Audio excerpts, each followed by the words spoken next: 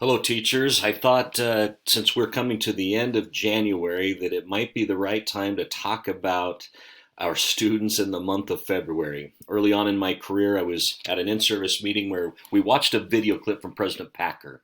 And in that clip, he said, February is the absolute worst time for our students. They feel like they've been in school forever. The end of the year feels like it's forever away. There's not any big breaks coming up anytime soon, and they have a very difficult time being motivated. He said the problem with that, for the exact same reason, we as teachers feel that same frustration.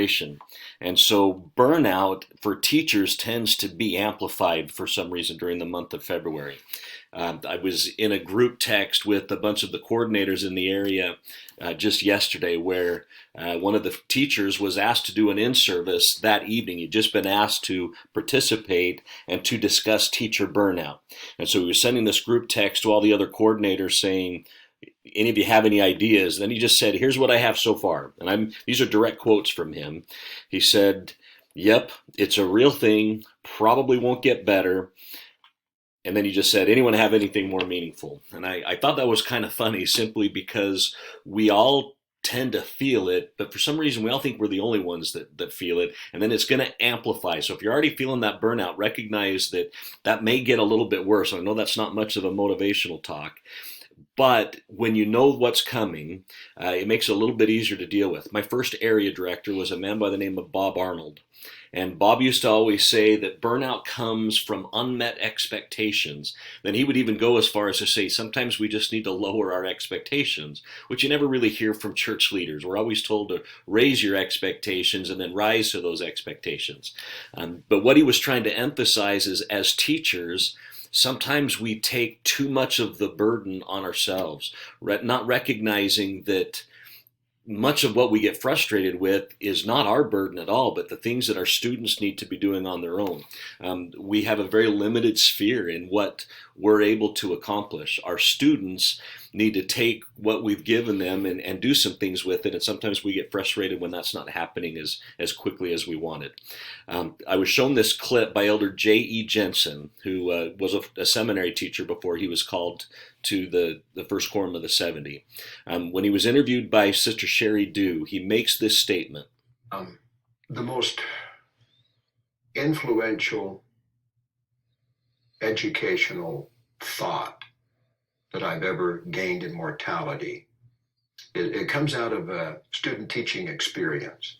The teacher had come and observed me, and he sat at the back, and he seemed to be taking a lot of notes, which made me nervous, but I got through it okay at the back, and I sat down with him, and he said, Jay, I wrote one sentence and underlined it again and again and again throughout the class.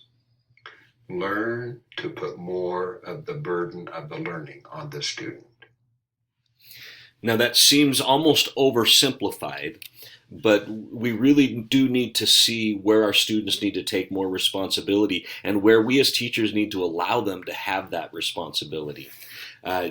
We can do more things, and in the month of February, you're going to have to do some things that will get your students up and moving and moving around the classroom, doing something a little more physical if possible, but still allow them to have spiritual experiences. I like to warn my students that as we get closer to February, just say, hey, President Packer said that February is the hardest time for students and for teachers. And so you need to recognize here in seminary and even over at the school, this is going to be the hardest time for you as a student to stay motivated. And so we're going to need to do something extra. And then as I have days in the month of February where things just are not going well, I'll just make the statement, hey guys, remember what I said about the month of February? You'll notice it's happening today. What can we do to make it a little bit better? And they're pretty good about trying to get better or trying to do things that will allow us to have a little bit better experience. But just understand that the frustration during the month of February is very, very normal. But we can be doing some things to help alleviate that. And be careful with the lower your expectations. I would probably emphasize you need to recognize what falls within your sphere of influence. We can do our calling perfectly and still walk away frustrated because we don't feel like things are happening the way we want them to happen. Let's trust the Lord, trust the scriptures, and trust our students enough to allow the process to happen and not get frustrated with ourselves when they don't happen the way we think that they ought to. I promise you, you're doing a good work. I promise you, you're making a far bigger difference than you think you are. Let's trust the Lord and allow the Lord's process to happen with our students.